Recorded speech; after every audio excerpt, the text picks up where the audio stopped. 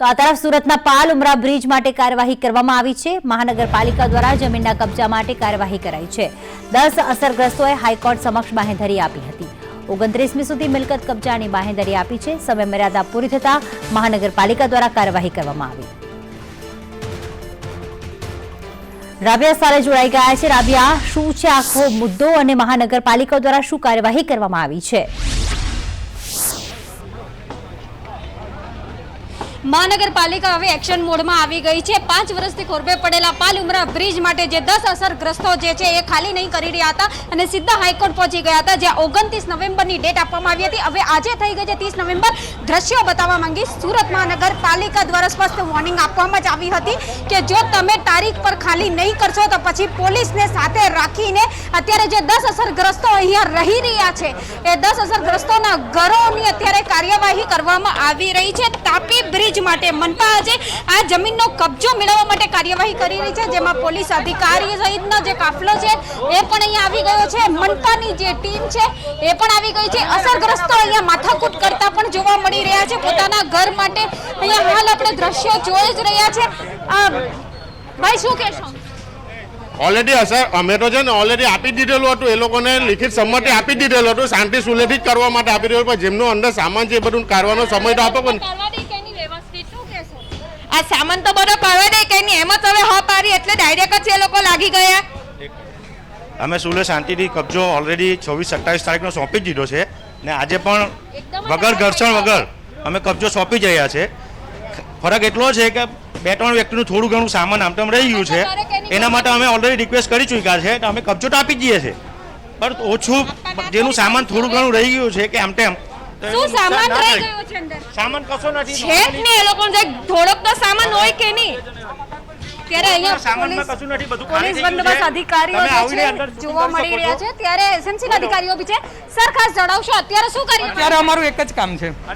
ત્યારે એસએમસી ના અધિકારીઓ અહીંયા કામગીરી કરતા જોવા મળી રહ્યા છે। અપાઈ ગયું છે, તમે પાછળ જોઈ શકો છો કે અમે સ્વૈચ્છિક ડેમોલિશન તો ચાલુ જ છે અમારું। ફરક એટલો જ છે કે 2-3 વસ્તુ કે આમ તેમ રહી ગઈ તમે શૂટિંગ ઉતારી શકો છો અને એને છોડી દેવાની હોય તો ડેમોલિશન કરો, અમને કોઈ વાંધો નથી, અમે સ્વૈચ્છિક જ કબજો આપ્યો છે। સર, પોલીસ બંદોબસ્ત આજે અહીંયા આપવામાં આવ્યો છે, કઈ રીતની કાર્યવાહી થશે? એસએમસી દ્વારા જે બ્રિજનું કામ અટકેલું હતું તેના દ્વારા હાઈકોર્ટ સ્ટે હતો। હાઈકોર્ટ સ્ટે લાસ્ટ 29 તારીખની મુદત જે આપેલી હતી ત્યારબાદ પણ અમુક લોકોએ જે મકાનો ખાલી કરીને અને પ્રોપર્ટી સોંપેલ નથી, જેથી એસએમસીએ ઓન પેમેન્ટ બંદોબસ્ત પોલીસ પાસે માગવામાં આવેલ હતો, જે એસએમસીની કાર્યવાહી માટે મદદરૂપ થવા માટે ઓન પેમેન્ટ પોલીસ બંદોબસ્ત આપવામાં આવેલ છે। પોલીસ બંદોબસ્ત સાથે જો કોઈ અસરગ્રસ્તો કોઈ હેરાન કરશે, ઘર નહીં તોડવા દેશે, કબજો નહીં લેવા દેશે તો શું કરાશે? મારા ખ્યાલ મુજબ એવું નહીં બને। અગાઉથી જ એમને નોટિસની બજવણી થઈ ચૂકી છે, તેમને જાણ પણ કરી દેવામાં આવી છે। લગભગ મકાનોમાંથી સામાનને એમને ખસેડી લીધો છે, એટલે એવો કોઈ પ્રશ્ન બનશે નહીં અને રાબેતા મુજબ જે રીતે કામ થવું જોઈએ એ મુજબ કામ ચાલુ રહેશે। એટલે પોલીસ બંદોબસ્ત પણ અહીંયા ચુસ્ત ગોઠવી દેવાયો છે। રાબેતા મુજબ જે રીતે કહેવામાં આવ્યું હતું, સૂચના આપવામાં આવી હતી, ઘર અત્યારે આપણને જોવા મળી રહ્યા છે કે અસરગ્રસ્તો જે જીત પર ઉતરી આવ્યા હતા, જે ઘર ખાલી નહીં કરી રહ્યા હતા, એમના ઘર માટે અત્યારે ખાસ અહીંયા કાર્યવાહી કરવામાં આવી રહી છે। સમય મર્યાદા જે છે આજે પૂરી થઈ ગઈ છે અને ધ્યાને રાખીને પોલીસ સાથે રાખીને જે છે સુરત મહાનગરપાલિકા આ કામગીરી જે છે આરંભી રહી છે। ઉલ્લેખનીય છે કે પાલ ઉમરા બ્રિજ માટે ઉમરા ગામ તરફના જે 2 છેડા હતા એને લઈને એપ્રોચ માટે છેલ્લા 2 વર્ષથી જમીનનો કબજો મનપાને સોંપવા માટે આનાકાની આ અસરગ્રસ્તો કરી રહ્યા હતા અને 30 નવેમ્બરના રોજ આજે સવાર માટે સૂચના આપી દેવામાં આવી હતી। અત્યારના દ્રશ્યો જે છે આપણે જોઈ રહ્યા છે કે આ ઘરની અંદર જે છે સુરત મહાનગરપાલિકા દ્વારા જે છે કામગીરી કરવામાં આવી રહી છે। એટલે ખાસ કહી શકાય કે 10 જેટલા અસરગ્રસ્તો મનપાને કબજો સોંપવા માટે હાઈકોર્ટના શરણે ગયા હતા, જેમને 29 તારીખ સુધીની સમય મર્યાદા આપવામાં આવી હતી, જે આજે પૂરી થઈ ગઈ છે અને અત્યારે જે છે કામગીરી આપણને અહીંયા જોવા મળી રહી છે કે મનપાની ટીમ અહીંયા પાલ ઉમરા બ્રિજ ખાતે આવી ગઈ છે। એટલે કહી શકાય કે હવે વહેલી તકે આ પાલ ઉમરા બ્રિજની કામગીરી શરૂ થઈ જશે અને લાખો લોકોને જે છે એનો લાભ પણ મળશે। જી બિલકુલ, આભાર રાબિયા તમામ વિગતો માટે।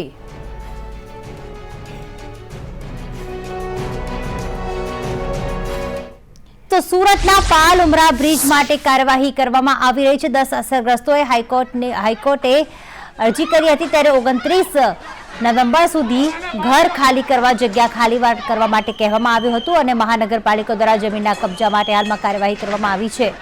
રાબિયા જોડાઈ ગયા છે. રાબિયા, અસરગ્રસ્તોએ નોટિસ આપી હતી તેમ છતાં પણ હજી તેઓ ઘર ખાલી કરવા તૈયાર નથી, ત્યારે હાલમાં શું કાર્યવાહી?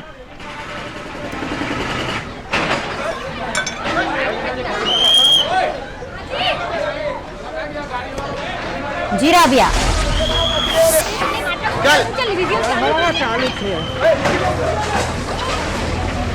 તો જે પ્રમાણે એક્સક્લુઝિવ દ્રશ્યો આપ જોઈ રહ્યા છો, આ દ્રશ્યો છે કે જ્યારે 10 અસરગ્રસ્તોને તેમના મકાનમાંથી બહાર કાઢવામાં આવી રહ્યા છે. હાઈકોર્ટે નોટિસ આપી હતી અને આ અસરગ્રસ્તોએ જ્યારે હાઈકોર્ટમાં અરજી કરી ત્યારે પણ બાંહેધરી આપી હતી હાઈકોર્ટ સમક્ષ કે તેઓ 29 નવેમ્બર સુધી ઘર ખાલી કરી નાખશે, કારણ કે એક બ્રિજનું કામ અટકેલું છે, જેના કારણે 10 અસરગ્રસ્તોને વારંવાર નોટિસ ફટકારવામાં આવી. પરંતુ આજે જ્યારે 30 નવેમ્બરે મહાનગર એસએમસીની ટીમ અને પોલીસ બંદોબસ્ત સાથે જ્યારે ટીમ પહોંચી ત્યારે પણ તેમણે આનાકાની કરી હતી અને ઘર ખાલી ન કર્યું હતું અને કહ્યું હતું કે સામાન ખાલી કરવાનો બાકી છે. પરંતુ આ તમામ અસરગ્રસ્તો હાઈકોર્ટમાં બાંહેધરી આપી ચૂક્યા છે. પાલ ઉમરા બ્રિજ માટે આ કાર્યવાહી કરવામાં આવી રહી છે, કારણ કે આ 10 મકાનો નડતરરૂપ છે, જેના કારણે તેમને આ જગ્યા ખાલી કરવા માટે કહેવામાં આવ્યું હતું. રાબિયા, હાલમાં શું અપડેટ છે?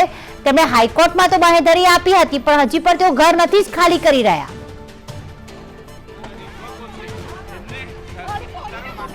અત્યારે અસરગ્રસ્તો જે છે પોલીસ સાથે માથાકૂટ કરતા નજરે પડી રહ્યા છે. કેટલીક જે મહિલાઓ છે એમને પણ અહીંયા લઈ જવામાં આવી છે. અહીંયા ખાસ એક મહિલા જોવા મળી રહી છે. બેન શું કહેશો, શું થાય છે? જે અહીંયા જે અસરગ્રસ્તો છે પોલીસ સાથે માથાકૂટ કરી રહ્યા છે, કારણ કે પહેલેથી એમને તો સૂચના આપી જ દેવામાં આવી હતી કે 29 તારીખે હાઈકોર્ટની અંદર જે એ લોકોએ સામે મર્યાદા માંગી હતી, સમય માંગ્યો હતો, એ સમય આજે પૂરો થઈ ગયો છે. છતાં પણ જે 10 અસરગ્રસ્તો છે એ અહીંયા પોલીસની સાથે મહિલા પોલીસ જોવા મળી રહી છે, એમની સાથે માથાકૂટ કરવા પણ ઉતરી આવી છે. ઘર ખાલી કરવા માટે પહેલેથી સૂચના આપી દેવામાં આવી હતી, છતાં પણ અત્યારે ઘરની અંદર રહીને ઘર ખાલી નહીં કરવા માટે જે છે 10 અસરગ્રસ્તો અહીંયા ખાસ હથક જોવા મળી રહ્યા છે. ચારો તરફ દ્રશ્યો આપણને જોવા મળી રહ્યા છે કે લોકો અહીંયા લડી રહ્યા છે અને પોલીસને ખાસ અહીંયા બોલાવવામાં આવ્યા છે કે પોલીસ એસએમસીની ટીમ સાથે જે છે કોઈ પણ માથાકૂટ ના થાય એ માટે પોલીસનો બંદોબસ્ત અહીંયા આપી દેવા માટે આવ્યો છે.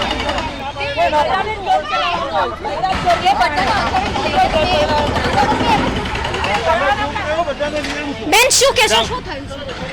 આ અચાનક આવી રીતે બહેનોને પણ તમે ભાઈઓને બધાને લઈને જાઓ છો, શાંતિ રાખો ને. અમને બી ખબર છે કે અમારે ઘર આપવાનું છે તમને.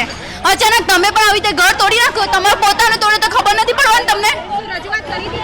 રજૂઆત કરી હતી, શાંતિથી જ કામ ચાલતું હતું, તમે અચાનક આવી રીતે આવીને તોડો છો. પોલીસ આવીને તમે પોલીસને ડાયરેક્ટ આવી રીતે લઈ જાઓ, ઘરના વ્યક્તિને તમે કેમ કરવાના? શાંતિથી આપો ને, અમને બી ખબર છે. અમારા ઘરના મારા જેઠને લઈને જતા રહ્યા છે.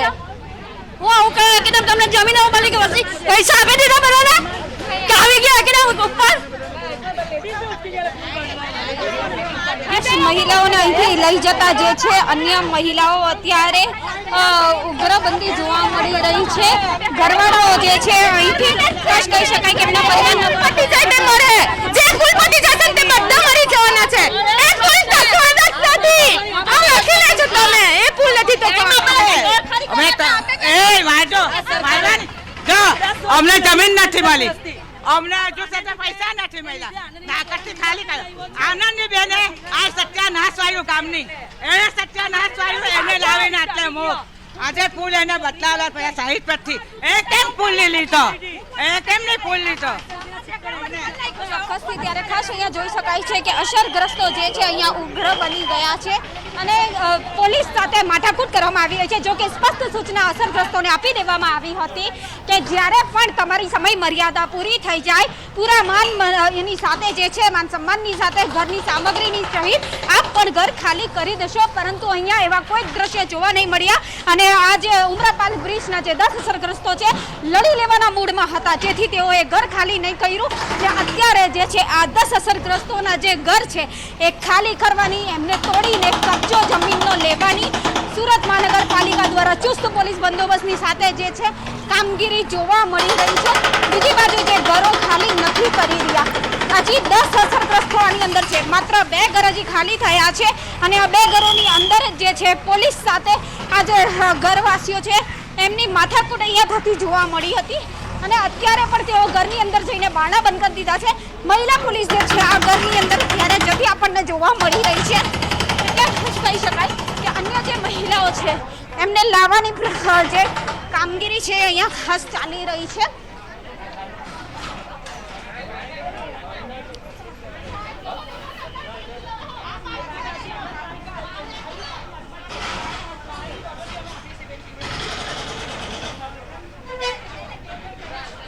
તો આપ જોઈ રહ્યા છો કે મહિલાઓ જે અસરગ્રસ્તો છે એક જ વાત કહી રહ્યા છે કે અમે શાંતિથી ઘર આપવા માટે તૈયાર હતા, પરંતુ અમને જે વાયદો કરવામાં આવ્યો હતો ના વૈકલ્પિક જમીન હજી સુધી અમને કોઈ મળી છે અને ના પૈસા પૂરા આપવામાં આવ્યા છે, જેના કારણે અમે વિરોધ કરી રહ્યા છીએ.